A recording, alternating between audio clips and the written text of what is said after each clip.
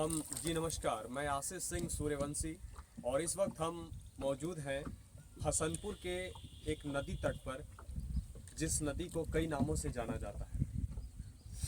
भारत की हर नदियों को कई नामों से संबोधित किया जाता है।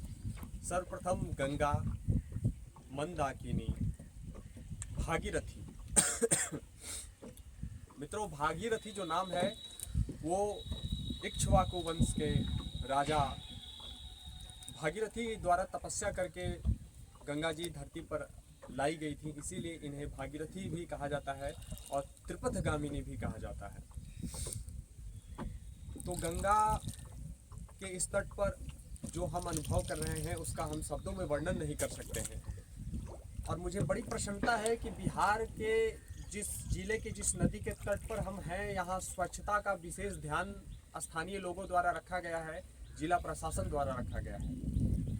और लेकिन एक बहुत बड़े दुख की बात है, चिंता का विषय है कि बहुत से हिस्सों में इसका ध्यान नहीं रखा जाता है, इसके स्वच्छता का बिल्कुल भी ध्यान नहीं रखा जाता है। कहीं जिला प्रशासन की लापरवाही है तो कहीं नदियों के किनारे लगे हुए बड़े बड़े उद्योग से निकलने वाले अपशिष्ट हमारे देश की नदियों को प्रदूषित कर रहे हैं। और इस वीडियो को बनाने का मकसद हमारा यही है कि मैं भारत के आम जनमानस से भी ये निवेदन करना चाहता हूँ, क्योंकि आप भारत के नागरिक हैं तो आपकी जिम्मेदारी है कि कहीं भी आपको लगता है कि हमारे देश की नदियों को प्रदूषित करने के लिए कोई कारक जिम्मेदार है, तो उस कारक के विरुद्ध आप अपने शक्तियों, अपने ज्ञान, अपनी जानकारी के बदौलत आप संबंधित विभाग को उसकी शिकायत कर सकते हैं, उसका विरोध कर सकते हैं, आप सामूहिक विरोध कर सकते हैं,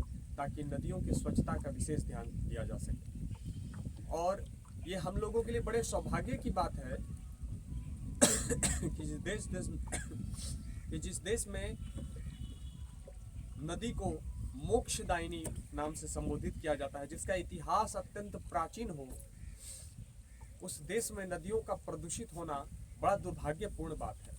लेकिन ये हमारी आपकी जिम्मेदारी है कि हम इसे जरूर नियंत्रित कर सकते हैं। तो कभी आपको शहरों के बीच के चकाचौंध से अगर वक्त मिले तो नदियों के तट पर आप जरूर आइएगा और जो अनुभव कीजिएगा, मैं सच कह रहा हूँ कि शब्द कम है उस अनुभव को वर्णन करने के लिए। उस जो अनुभव हम जो शांति और जो अप्रतिम सुंदरता का यहाँ अनुभव करते हैं, जो देखते हैं, उसका वर्णन शब्दों में नहीं किया जा सकता है। जय हिंद, जय माँ भवानी।